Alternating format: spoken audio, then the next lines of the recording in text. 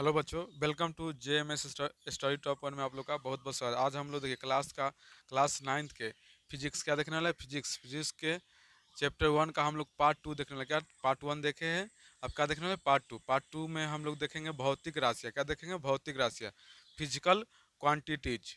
क्या लगा आपका? फिजिकल क्वांटिटीज देखेंगे। तो इससे पहले आप पार्ट वन नहीं तो क्या करें, आप पहले आप पार्ट वन को देख ले। अब पार्ट वन देखने के बाद पार्ट टू देखिए तो और अच्छे तरह से बेहतर, लेकिन अभी भी बहुत बेहतर तरह से समझिएगा, बहुत बेहतरीन तरीके से समझाएंगे आपको कि भौतिक राशियाँ क्या है, ये कितने प्रकार के होते हैं, इस सभी के बारे में हम आपको बताएंगे। तो चलिए स्टार्ट करते हैं। आपका भौतिक राशियाँ क्या है? भौतिक राशियाँ, फिजिकल क्वांटिटी। तो भौतिक राशियाँ किसे कहते हैं? देखिए भौतिक के नियमों को जिन पदों में व्यक्त किया जाता है उन्हें भौतिक राशियाँ कहते हैं। मतलब भौतिक के नियमों को जिन पदों में, भौतिक के नियम क्या है याद रखिए, भौतिक के नियमों को जिन पदों में व्यक्त किया जाता है उन्हें भौतिक राशियाँ कहते हैं। क्या?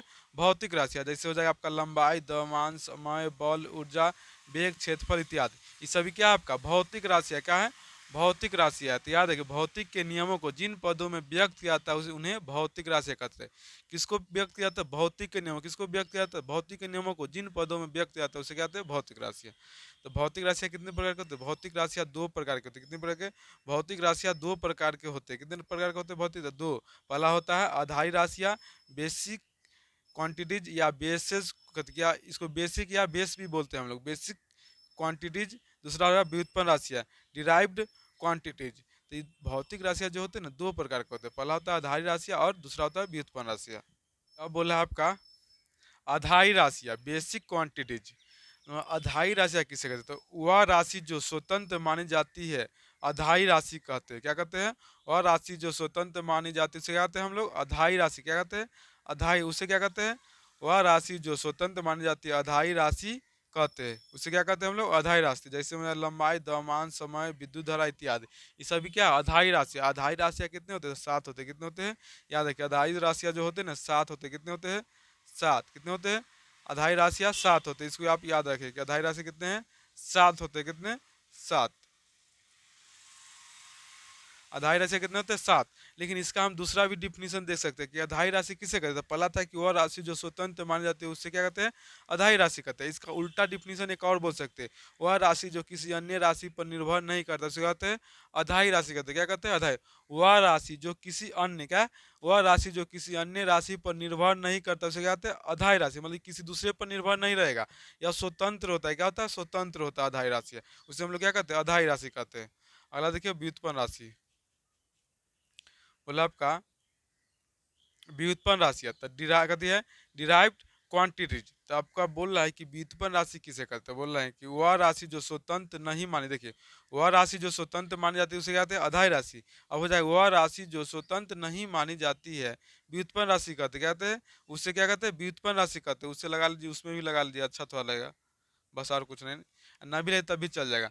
वह राशि जो स्वतंत्र मानी जाती है उसे व्युत्पन्न राशि कहते हैं। क्या, कौन राशि कहते हैं? व्युत्पन्न राशि कहते हैं। या इसका दूसरा डिफिनीशन है, वह राशि जो अधाई राशियों के पदों में व्यक्त की जाती है उसे कहते हैं व्युत्पन्न राशि कहते हैं। वह राशि जो अधाई राशियों के पदों में व्यक्त की जाती है उसे कहते हैं व्युत्पन्न राशि। क्या कहते हैं? व्युत्पन्न राशि कहते हैं। जैसे में हो जाएगा आपका क्षेत्रफल, आयतन, बल, कार्य, ऊर्जा इत्यादि, सभी क्या है आपका? व्युत्पन्न राशि। क्या है? व्युत्पन्न राशि। तो वह राशि जो स्वतंत्र नहीं मानी जाती है उसे क्या कहते हैं? व्युत्पन्न राशि कहते हैं। या इसका दूसरा वह राशि जो अधाई राशियों के पदों में व्यक्त की जाती है उसे व्युत्पन्न राशि कहते हैं। इसका तीसरा भी डिफिनीशन बोल सकते हैं, वह राशि जो किसी अन्य राशि पर निर्भर रहता है उसे कहते हैं व्युत्पन्न राशि कहते हैं। इतना इसका डिफिनीशन। डिफिनीशन हर व्यक्ति का, हर टीचर का अलग अलग हो सकता है, उससे कोई दिक्कत नहीं है। आपको अपना व्यक्ति अपना अपना एक ही होता है, बात है कि लेकिन सब निचोड़ के तोड़ के अलग अलग बताते हैं सभी टीचर अपना अपना। तो चलिए, ये क्या था आपका? अधाई राशि और व्युत्पन्न राशि। तो आप लोग दोनों को समझा दिए अच्छे तरह से। देखिए व्युत्पन्न राशि भी ना दो प्रकार के होते हैं, समतल कोण, धन कोण होते हैं, लेकिन इसमें जो आते हैं ना ऐसा बहुत एक्स्ट्रा भी आते हैं। तो चलिए अगला देखते हैं इसका पार्ट, मात्रकों की पद्धतियाँ। क्या बोला है? मात्रकों की पद्धतियाँ। तो बोल रहे हैं आधारी मात्रक क्या है? पहला क्या? आधारी मात्रक। आधारी राशियों के मात्रक को आधारी मात्रक क्या कहते हैं? आधारी राशियों के मात्रक को आधारी राशि, या व्युत्पन्न मात्रक के राशियों को व्युत्पन्न मात्रक कहते हैं। तो याद रखिए आधारी मात्रक, तो आधारी राशियों के मात्रक को आधारी मात्रक कहते हैं। और दूसरा हो जाए आपका व्युत्पन्न मात्रक क्या है, व्युत्पन्न मात्रक। तो व्युत्पन्न राशियों की मात्रक को व्युत्पन्न मात्रक कहते हैं, इसको आप याद रखिएगा। लेकिन इसका अच्छे तरह से डिफिनीशन दे, तो चलिए इसको आगे देखते हैं। क्या देखते हैं आगे, तो पहला आपका दे रखा है आधारी मात्रक किसे कहते हैं, कहता है आधारी मात्रक किसे कहते हैं। तो बोला वह मात्रक, क्या बोला है, वह मात्रक जो किसी अन्य मात्रक पर निर्भर नहीं करता उसे आधारी मात्रक कहते हैं। कहते हैं आधारी मात्रक कहते हैं वह मात्रक जो किसी अन्य मात्रक पर निर्भर नहीं करता है उसे कहते हैं आधारी मात्रक। याद रखिए, आधारी जो मात्रक है ना, किसी अन्य पर निर्भर नहीं, दूसरे पर डिपेंड नहीं होता, स्वतंत्र होता है। और स्वतंत्र रहना बहुत अच्छा, आप लोग भी स्वतंत्र रहिए, किसी दूसरे पर डिपेंड रहना गलत है। जैसे क्या कारण, कुछ कुछ व्यक्ति होते हैं कि कुछ लड़के होते हैं कि 24-30 साल के हो गए तभी क्या होते हैं, पापा मम्मी के पैसे पर डिपेंड रहते, तो ऐसा नहीं करना। आप 20 साल के हो गए, आप कुछ ना कुछ जरूर कीजिए, कुछ अच्छे बनिए। आप अपना स्रोत खोजिए, काम करने का स्रोत, इनकम आने का स्रोत, ये सभी खोजना पड़ता है। लेकिन आप लोग तो अभी बच्चे हैं, आप लोग ये बात नहीं बोल रहे हैं, मतलब जो बच्चे ग्रेजुएशन कर चुके हैं अभी भी बैठे हुए हैं, ये सब के लिए कि अपना मतलब 24 साल के हो तभी क्या दूसरे पर आश्रित है। लेकिन आप लोग को एकदम स्वतंत्र, आप लोग को पढ़ाई में स्वतंत्र रहना चाहिए, किसी के कहने पर नहीं। आपको जो अच्छा लगता है उसको पढ़िए, अच्छे तरीके से पढ़िए। तो हो जाएगा वह मात्रक जो किसी अन्य मात्रक पर निर्भर नहीं करता उसे कहते हैं आधारी मात्रक कहते हैं। जैसे में लंबाई, द्रव्यमान, समय इत्यादि क्या हो जाएगा आपका, आधारी मात्रक हो जाएगा। दूसरा है आपका, अगला है आपका व्युत्पन्न मात्रक किसे कहते हैं ना, तो व्युत्पन्न मात्रक में दूसरा हो जाएगा व्युत्पन्न मात्रक किसे कहते हैं, तो वह मात्रक जो आधारी मात्रकों पर निर्भर करता है उसे व्युत्पन्न मात्रक कहते हैं, व्युत्पन्न मात्रक कहते हैं। या इसको इसे बोल सकते हैं, जिसे आधारी मात्रकों की सहायता से व्यक्त किया जाता है उसे कहते हैं व्युत्पन्न मात्रक। याद रखें, वह मात्रक जो आधारी मात्रकों पर निर्भर करता है उसे व्युत्पन्न मात्रक कहते हैं। या वह मात्रक जो आधारी मात्रकों की सहायता से व्यक्त की जाती है उसे कहते हैं व्युत्पन्न मात्रक। जैसे में हो जाएगा वेग, त्वरण, बल, कार्य इत्यादि सभी क्या आपका व्युत्पन्न मात्रक, क्या है व्युत्पन्न मात्रक है। अब अगला देखिए, अगला क्या आपका बोला है, सभी प्रकार की राशियों के लिए मात्रकों के पूरे समूह को मात्रक की पद्धति कहते हैं। क्या कहते हैं, सभी प्रकार की राशियों के लिए मात्रकों के पूरे समूह को मात्रक की पद्धति कहते हैं।